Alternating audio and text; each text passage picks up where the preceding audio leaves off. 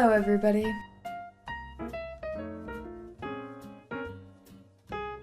Hi guys, welcome back to my YouTube channel. If you are new here, hello, my name is Carly Gifford, and on Mondays, Wednesdays, and Fridays, I post sit-down videos explaining all of the TikTok drama to you guys. Now before I start every video, I like to tell you what I'm drinking and which chapstick I'm using. I'm drinking water for once in my life, and I am using, because I finally finished up my last chapstick, the Summer Fridays Lip Butter Balm in the flavor Birthday Cake. Now I have used this one before and I've for sure shown it on my channel, but I really like it. The color honestly is so pretty. It doesn't really like taste like birthday cake, but the color is really cute. It's pink with a little bit of sparkle. I love it. Now the sweet mint one is definitely my favorite and I will be buying again at some point, but I have so many that I need to get through, so this is the next one that I am planning on finishing up. Now, other than that, I don't have anything else to preface my video with, so let's jump right into it. Today we are going to be talking about TikTok user Suzanne Lambert. Now, she posts a lot of political content. She was a corporate girly at one point, but because she posts a lot of political stuff, I'm not going to play any of her videos because I try very hard to keep my videos as political free or politicky free as I possibly can. Now, the video involving her that we are going to be talking about doesn't have anything to do with politics, so that's why we're going to be watching it. Now, Suzanne shared a very hot take that she seems to have, which sharing a hot take that you have on the internet is so risky because half the world's gonna agree with you and half the world's not. So either way, you're gonna irritate somebody. So now I don't know that I'm someone that would share a hot take on the internet unless it was to be funny, silly, goofy, but Suzanne is braver than I am. And another thing, cheers.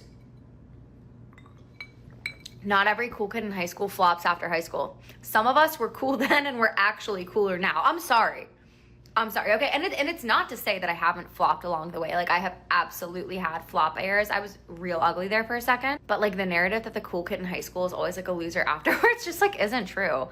In fact, I would say roughly half, maybe slightly over half of the cool kids I knew in high school are fucking crushing it now, dude. I don't know what planet you guys are living on. And I will also die on this hill. The meanest kids in my high school were not the cool kids. They were the unpopular kids. They were so fucking mean to me, dude. I swear, they would never let me in their groups, their reading circles, and all of my AP classes. They always treated me like I was a fucking idiot. And I did not treat them like that. I'm not saying I was a perfect angel. I was absolutely a bitch. Still am. I was definitely a villain. People's stories, I fully own that. But what I'm saying is I would be friends with you regardless. At my birthday parties, it was always the most random conglomerate mixture of kids. My dad always talks about how he said I could have 20 people over to my birthday party, so we printed 20 copies of the invitation on the computer, because that's what you did back then. And then I brought it to school and told my teacher that our printer ran out of ink and I needed her to print 50 more copies, and she did. So then it ended up being almost 100 kids at my house for my birthday. And my dad wasn't even mad. He was like, "You didn't want to leave anyone out." And I was like, yeah, no, I didn't want people to hear about it and feel bad. So again, I acknowledge I was by no means a perfect angel, but also neither were y'all. And I think more of the unpopular kids should acknowledge the role that they may have played in those dynamics as well. That's all I'm saying, because I don't see popular kids from high school preying on your downfall the way that y'all are still preying on popular kids' downfalls. It's a little weird, guys. Let's move on. Peace and love. I don't know that I really want to put my thoughts about this out there, because I don't know if I agree with her or disagree with her. It's some of the points are really pretty good, but some I'm ugh, girl, it just sounds not great. And girls are really brought up to be very humble, very demure kind of creatures, I guess. I don't know. Maybe that's a hot take, I guess. But, so that's why some of that just is a little off-putting to me. Is because, at least I was kind of raised to be a little bit more on the humble side. I don't know if maybe it's just a Midwest thing. It could be. Maybe I'm the weird one, which again could very easily be. But she then does talk about this again in her next video and kind of brings up some more pretty good takes, if I'm being honest. Thank you for proving my point. Since you brought us here, let's talk about it. The worst people to work with or for under any circumstance are not the girls who were cool in high school. The worst people to work for are the girls who were not cool in high school, never got over it, and then then decided to make it everyone else's problem. Because notice how you immediately equate cool and good looking with unqualified. You sound just like the girls I mentioned in my video who I went to high school with. I remember one of them, let's call her Shelby because that's her name. Shelby was talking mad shit when I got into Georgia and she didn't. And she was like, I can't believe that Suzanne Lambert got into Georgia and I didn't. And I was like, maybe it's my higher GPA, more rigorous course load, more AP courses, better extracurriculars, better writing sample, better SAT scores. Like, they could not accept that someone could be smart and cool or pretty or popular or athletic or whatever it was. And they carry that resentment and a lot of internalized misogyny, by the way, with them their entire life. And if you are a woman who is even like remotely attractive, or even if you're just young or starting out in your career, you have encountered a woman like this. The crazy positions I have contorted myself into in order to appease an insecure woman is actually nuts. I remember one time, and it honestly makes me sad when I think about it now, I was interviewing for a pretty high up role with a pretty high up person. And I used to work in the financial services industry. I'm not going to say which company this was. And it was a Zoom interview. And before I got on that Zoom interview, I changed my outfit. I changed into a turtleneck and I pulled my hair back so that I could be less threatening. And this was something that was advised to me by my mentor in that specific company. And he actually told me one day, and I really appreciated him acknowledging it and saying it out loud. He said, I think you're going to have a hard time with women here. And he was right. I absolutely did. And I'm not talking about the girls who weren't cool in high school and then just kind of leaned into who they were and what made them unique, and then they kind of sprouted and bloomed in adulthood, because those are like most of my friends now and they're my favorite people. I've encountered so many insecure, energy sucking women in my career who were just like you, who would say things like this or who thought things like this about me. And I made such an effort to not be that woman to the younger women that I mentored that it actually became the reverse problem, where I like wouldn't give them negative feedback because I was so afraid of it coming off the way that the feedback came off towards me from so many other women in my career. And I'm also not saying that there weren't amazing women during my time in corporate America, because there absolutely were. And I don't really get it. And I've stopped trying to get it, honestly. All I can think of is that women who have this mentality look at every single day as a competition. Whereas I tell myself every morning, and this is actually really good for my confidence, I'm not the prettiest. I'm not the smartest. I'm not going to be the funniest person I meet today. I'm not going to be the most successful person I meet today. I am not any of those things. And you know what? That allows me to just go out and be myself, because I'm not trying to prove myself, prove that I'm better than anyone. I'm me and I'm here, right? But I feel like women like you still have this weird zero-sum game mentality, particularly with other women. I would also add that women like this are the most dangerous, because you know who they grew up to be? Kristi Noem, Nancy Mace, two people who were dorks, clearly had some chip on their shoulder, and now they're making it everyone else's problem. Keep underestimating us though. It makes you easier to beat.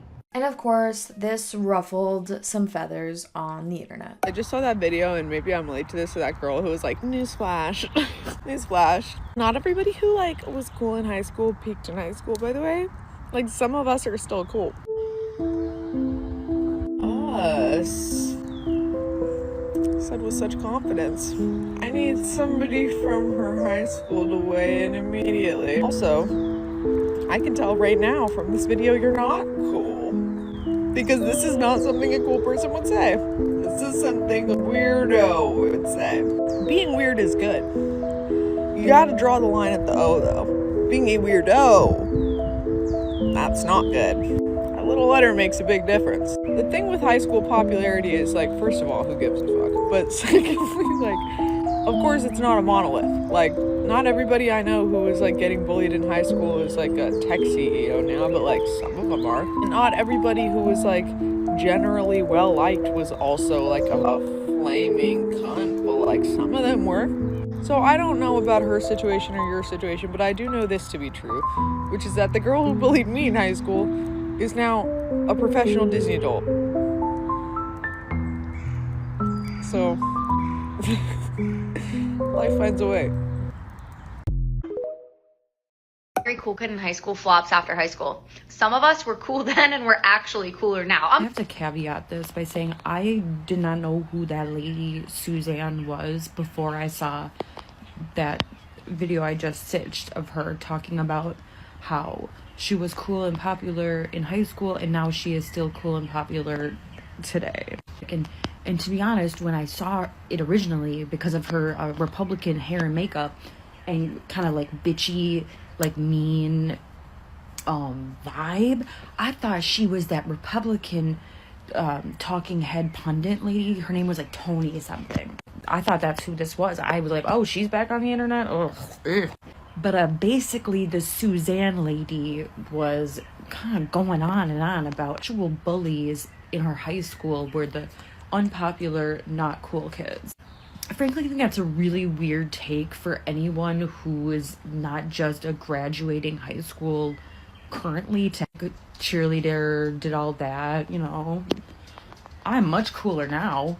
And it's a really privileged take to just categorize the uncool, not popular kids as the bullies, when in all reality, those are the people that were probably marginalized, did not have access to the privilege that this lady girl, because you're giving mean girl Republican energy, and it is not cool.